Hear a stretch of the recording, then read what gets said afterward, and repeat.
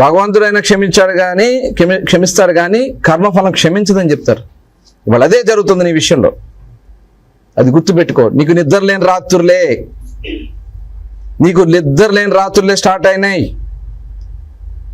నువ్వు చేసినటువంటి పాపాలు, ప్రమాణాలు, తల్లి మీద ప్రమాణం, చచ్చిపోయిన వాళ్ళ మీద ఎవరైనా ప్రమాణం చేయడం నేను ఎప్పుడు చూడలే. మీరు ఎవరైనా చూసారేమో. ఆవిడ చనిపోయి 2 ఏళ్ళు 3 ఏళ్ళు అవుతుంది. వాళ్ళ తల్లి మీద ప్రమాణం అంట, అక్కడ ఏం చేయలేదని. 2 ఏళ్ళ క్రితం చచ్చిపోయిందిగా ఆవిడ. అంతకుముందు చేసే ప్రమాణాలు, మా అమ్మ మీద ఒట్టు పెదపట్నం పోర్ట్ అన్నావు, బందర్ పోర్టు బందర్లో కట్టకపోతే 2014 ఎన్నికల్లో పోటీ చేయను, ముక్కు నేలకు రాసి కోనేటి సెంటర్లో రాజకీయ సన్యాసం చేస్తానన్నావు. ఎక్కడికి పోయిన ఈ ప్రమాణాలు?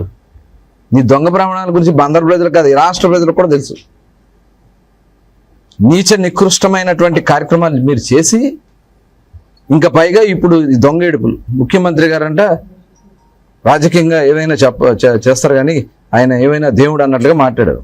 దేవుడే మా నాయకుడు, మాకు దేవుడే. మా నాయకుడు బాటలో మేము నడుస్తాం. కానీ లేని జరగని విషయాల్ని డ్రామాగా సృష్టించి ప్రజలకి ఏదో మభ్యపెట్టాలని ముఖ్యమంత్రి గారికి వెళ్ళంట, నేను చెప్పానంట, అరెస్ట్ చేయమని 2-3 సార్లు వెళ్ళి ఒత్తిడి చేశానంట.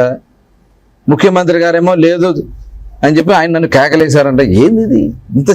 ఇంత నీచానికి దిగుతావు నువ్వు? దొంగతనం చేసావు, దొరికిపోయావు, ఇంకా ఆ నెపంని ఇచ్చేసుకుని లేదా కేసు భయపడిపోయి గోడౌన్కి వస్తే తాళాలు తీయటానికి ఎందుకు రాల ముందుకి? ఫస్ట్ రోజు విజిలెన్స్ వాళ్ళు వచ్చారు. నువ్వే తప్పు చేయకపోతే విజిలెన్స్ వాళ్ళు వచ్చినప్పుడు మీరు ఎందుకని తాళాలు తీలా? ఆ నెక్స్ట్ డే సివిల్ సప్లైస్ వాళ్ళు వస్తే మీ మనుషులు పంపించి, మీ లాయర్లు పంపించి, సాయంత్రం లైట్ ఫెయిల్ అయ్యే వరకు కూడా తీయడానికి వీలు లేకుండా మాట్లాడుతూ ఉంటే, అప్పుడు మ్యాజిస్ట్రేట్ పవర్స్తో జేసీ గారు తాళాలు బద్దలు కొట్టేసి మొత్తం కౌంట్ చేస్తే మొదటి విడతలో దాదాపు 1850 క్వింటాల్స్ డిఫరెన్స్ వచ్చింది. మళ్ళీ రెండోసారి కౌంట్ చేస్తే దాదాపు 2800 దగ్గర క్వింటాల్స్ డిఫరెన్స్ వచ్చింది.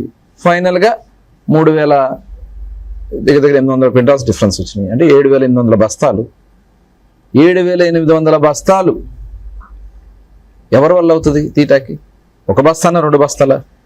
నీ అనుమతి లేకుండా నీ గోడౌన్లో నుంచి బియ్యం వెళ్ళిపోతే నాకు సంబంధం లేదని చెప్పి తప్పించుకు తిరగడానికి ప్రయత్నం చేస్తే డబ్బులు కట్టేస్తే ఆ పాపం నేరం సమిసిపోద్దని మీరు అనుకుంటా ఉన్నారు.